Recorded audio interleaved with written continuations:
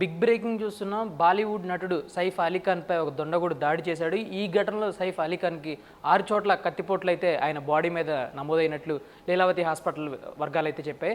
అసలు సైఫ్ అలీ ఖాన్ మీద దుండగుడు ఎందుకు దాడి చేశాడు, ఈ ఘటన ఎప్పుడు జరిగిందనేది చూసుకున్నట్లయితే నిన్న రాత్రి సైఫ్ అలీ ఖాన్ తన కుటుంబంతో కలిసి తన ఇంట్లో ఉండగా ఒక దుండగుడు దొంగతనం కోసం అయితే సైఫ్ అలీ ఖాన్ ఇంట్లోకి అయితే రావడం జరిగింది. అయితే వీరు గాఢ నిద్రలో ఉన్న టైంలో తన దొంగతనానికి యత్నించాడు.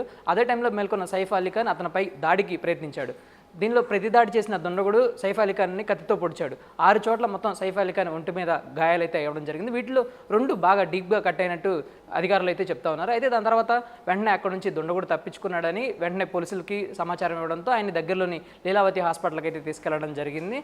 దీని మీద పోలీసులు పూర్తి స్థాయిలో ఇన్వెస్టిగేషన్ చేస్తున్నారు. ప్రస్తుతం లీలావతి హాస్పిటల్లో సైఫ్ అలీ ఖాన్కి ట్రీట్మెంట్ అయితే జరుగుతూ ఉంది. ఆయనకి ఆపరేషన్ చేస్తున్నారు డాక్టర్లు.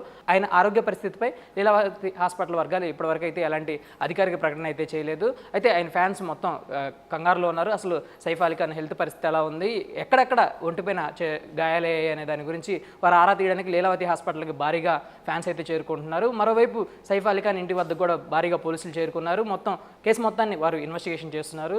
గతంలో కానీ మనం చూసుకున్నట్లయితే సల్మాన్ ఖాన్ ఇంటిపై కూడా ఇలాగే దాడి జరిగింది. సల్మాన్ ఖాన్కి కూడా థ్రెట్ ఉంది. ఇప్పుడు సైఫ్ అలీ ఖాన్ కూడా థ్రెట్ ఉంది. సో బాలీవుడ్ యాక్టర్లు ఒకరి తర్వాత ఒకరు ఇలా థ్రెట్కి గురవుతూ ఉన్నారు. దీంతో బాలీవుడ్ వర్గాల్లో ఆందోళన మొదలైంది. ఎందుకంటే బేసికల్గా ముంబైలో చూసుకున్నట్టయితే మాఫియాతో పాటు క్రైమ్ కూడా ఎక్కువగా ఉండే ప్రాంతం, దాంతోపాటు వివిఐపీలు సినీ సెలబ్రిటీలు ఎక్కువగా ఉండే ప్రాంతం. సో ఈ నేపథ్యంలో వారికి మధ్య క్లాష్ అవుతూ ఉండడం, ఒకరిపై ఒకరు దాడులు చేసుకోవడం ఉండడం సర్వసాధారణం అయిపోయింది. కానీ ఒక పక్క ఇలా దాడులు జరుగుతూ ఉంటే ఫ్యాన్స్ అందరూ గందరగోళానికి గురవుతున్నారు. మనం చూసుకున్నట్లయితే సైఫ్ అలీ ఖాన్ లాస్ట్గా తెలుగులో దేవరా మూవీలో అయితే ఆయన నటించారు.